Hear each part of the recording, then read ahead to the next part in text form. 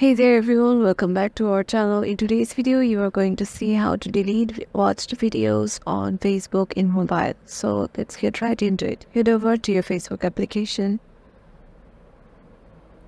Once you're there, go to the hamburger menu and scroll down. You will see an option settings and privacy.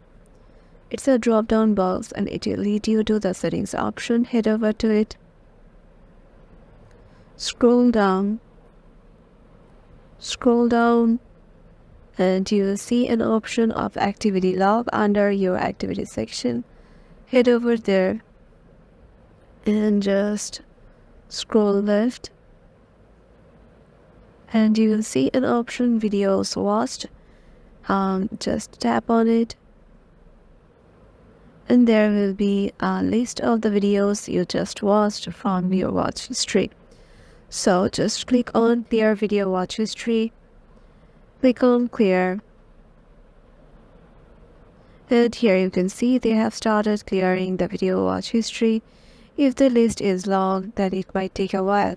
So you just need to wait and the Facebook will just clear all your watched history. Hope this video will help you out and make sure to give it a thumbs up and subscribe to our channel and we will see you in the next one.